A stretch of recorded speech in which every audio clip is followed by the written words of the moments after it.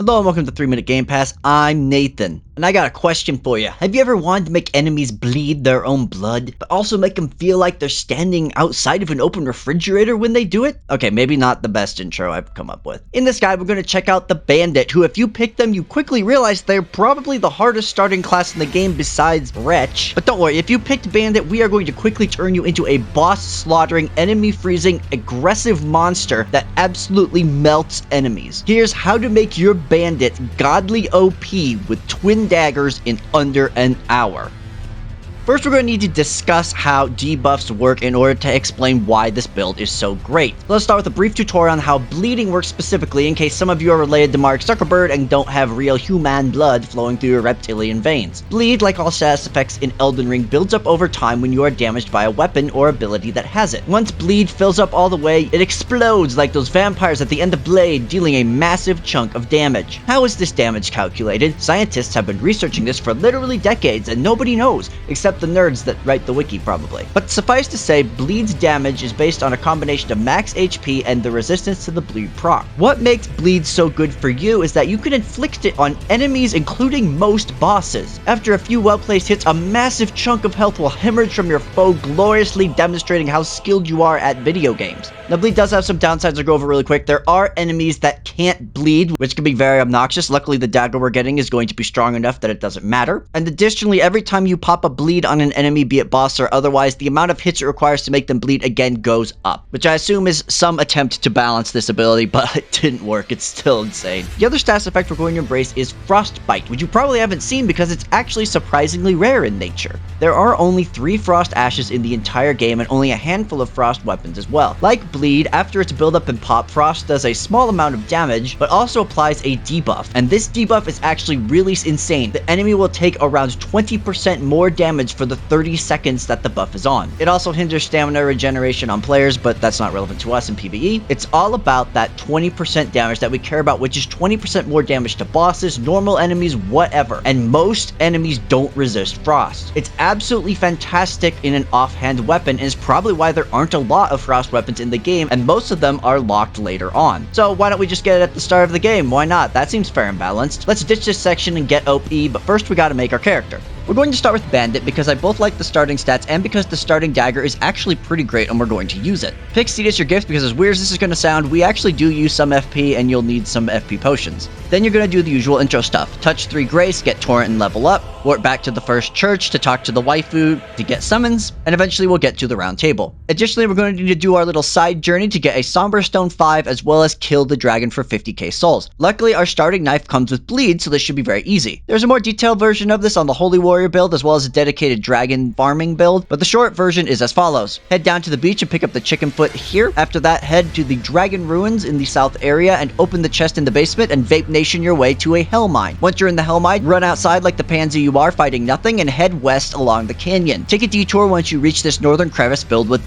balls and grab the Somber Stone 5 at the end. Once you have it, exit and continue west until you hit a swamp and then hit a grace and then grace again. Then you're going to follow the path north until you hit a wall. From the wall, head across this canyon, grace, and then follow the road through the dragons to our other firewall. Ride the wall to hit the grace by the big dragon and the castle, and this is our XP spot. You'll be hitting the body as much as you can with the knife, keeping an eye on its health in that tiny bar in the corner. You'll deal bleed after several hits, so keep an eye on the health and eat the chicken foot when it's almost dead. Once you do, you'll now have around 98,000 runes depending on your luck, which will give you a leg up for all the crazy stuff we're going to need to do. You will need to first get Dex and Arcane to 13 no matter what, so make sure that's in place for our upcoming OP weapon. Then I would suggest getting your Vigor to 20 and Endurance to between 10 and 15. After that, just dump points into Dex and Arcane, preferencing Dex at this stage. Okay, now we have to go murder an Invader.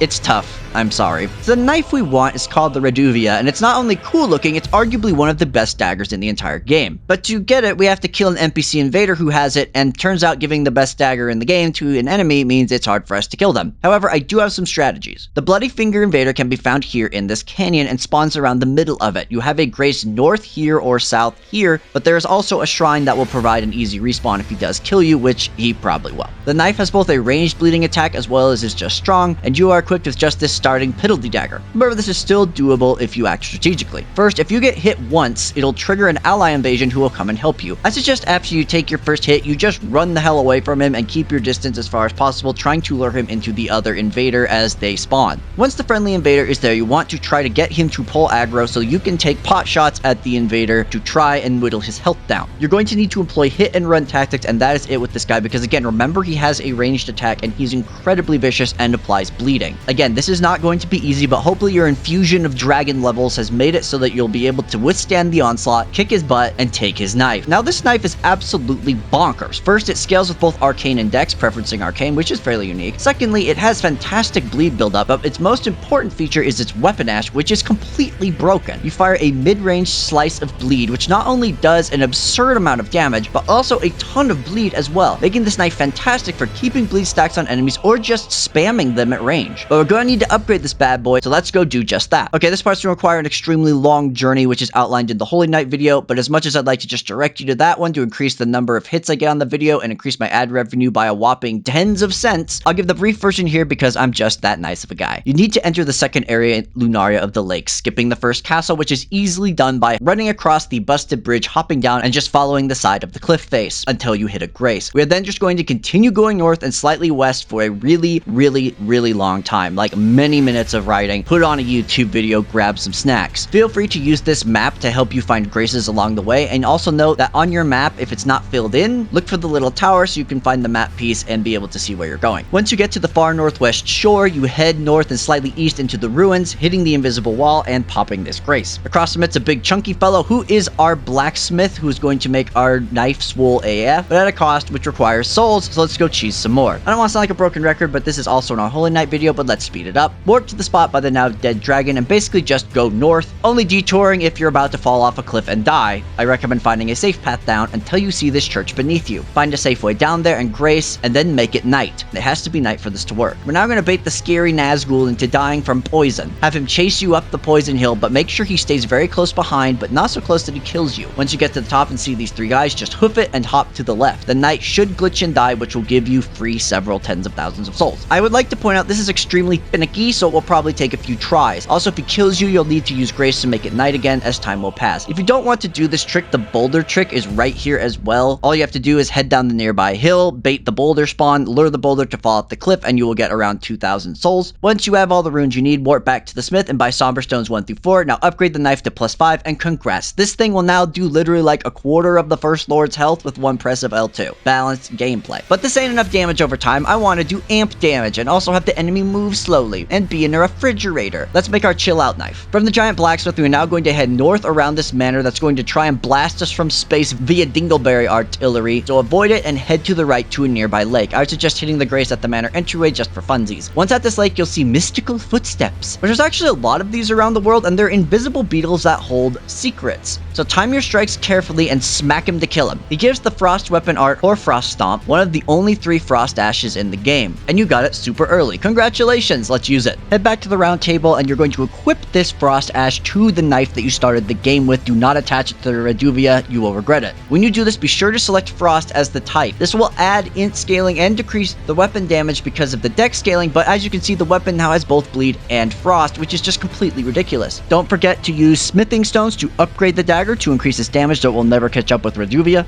Put this knife into your left hand and the Reduvia in your right, and then smack that L1 button to hit with both weapons and do tons of bleed and frost damage. So what talismans and armor do we need? When it comes to talisman, the green turtle is necessary as you're going to be attacking like 5,000 hits per second, which is extremely exhausting, but thankfully a little turtle charm motivates you to fight just a little harder and a little stronger, or whatever the lore for this thing is. It increases stamina regen and is found here on the map in a turtle cave. You'll need one of those sword stone keys to get it. Pretty simple. The other one I use is the Dewdrop talisman, which is passive health regen. Head down to this tower on the map and ascend it. Opening the chest, you will be whisked away via Vape Nation to somewhere new, the capital, where you'll simply head up to the right, ignoring the monster, and get the chest with the talisman. I like this talisman as it helps me save money on potions. With the armor, this build is shieldless and very in your face with how it attacks, so you're going to need to be rolling a lot, but expect to trade blows. As such, you're going to need to find the heaviest armor you can as soon as possible. The basic soldiers in Limgrave drop some pretty good armor to start with, and after you beat the first lord, you can buy knight armor from the husks in the round table, which is actually pretty good for this stage in the game. Beyond that, just farm whatever heavy armor you can get as long as you aren't fat rolling, because fat rolling is a death sentence with this build. When it comes to stats, our primary damage skill is Dex. However, Arcane greatly helps scale our knife, as well as has an unspoken secondary effect. Arcane increases build-up of status effects slightly, which is extremely helpful for bleed builds. I found getting Arcade to 25 is probably as high as I'll go for now, and then got my Endurance to 20 because I wanted to wear heavier armor. After that, I pumped Dex to 40, and then I started reinvesting in both fight and endurance so I could have more health and better armor. How you play this character is actually more complex than just spamming L1, though you can certainly spam L1 while power stancing your daggers. The attack animation for that power stance dagger hit is actually kind of weird in that you attack twice with the left-hand dagger and once with the right on the first L1 press. This is good because it will help get frost on faster, but once the enemy gets frost, you don't really want to put more frost on it because it doesn't do anything, and a Reduvia dagger does way more damage. So once you see the enemy has the frost debuff, I'd suggest switching to only using the Reduvia for the duration of it, pressing R1 or R2 or L2 to maximize bleed and damage. Once frost falls off, reapply. As mentioned before as well, this is actually a fairly difficult build if you're a complete beginner until you get lots of vitality and armor, as well as it's dependent on your roll ability. For most smaller enemies, your hyperactive flailing of daggers actually has fairly high stagger, which will often lock them out of attacking, but enemies with high poison armor, you'll have to do hit and run tactics. That being said, be sure to use the Reduvia's L2 as part of your string. I found that dashing in, landing hits, then rolling out when they attack, and then landing an L2 range strike is perfect. It does a ton of damage, keeps the bleed meter up at range, and is very safe. You're basically going to be doing a dance of cold, bleeding death around everything, which is totally rad and completely insane. Alright, so we've got arguably the best knife in the game, we've got a frost knife super early, and we've got a ton of XP and levels to help us move on. Where do we go from here? Well, I actually do have a few suggestions. First, you should consider putting some points into Faith, grabbing the Dragon Communion Sacred Seal as it arcane scales, and learn a handful of dragon spells, particularly the one that causes Scarlet Rot that you get by killing the dragon in Florida. Since you have the arcane anyway, it's easy to transition into supplementing with some dragon abilities for bosses should you wish, although you will need more mind to supplement the FP. Additionally, probably the best dagger upgrade is the Scorpion Sting, one of the few weapons in the game and the only knife that applies Scarlet Rot. Scarlet Rot is like poison on heroin and is unbelievably effective, but unfortunately you can't get it until later into the mid-game. Believe me, I really tried finding a shortcut to this thing for this video, and it just isn't possible. I'd use it to first apply its Rot, and then in combat swap it with the Frost Dagger, so you can keep going to town on big bosses as Rot lasts an extremely long time. And that is all I have for you today. Thank you so much for watching. I hope this helped you out. I am having a blast with this build. At first I thought the Bandit was just generally underpowered, but after getting this dual dagger bleed thing going, it is just destroying bosses and shredding enemies. It's unbelievable to me how strong this is. So I hope you enjoy it, and I hope you enjoyed this video. Please be sure to check out other Elden Ring content on the channel, and go out there and have a great time in Elden Ring.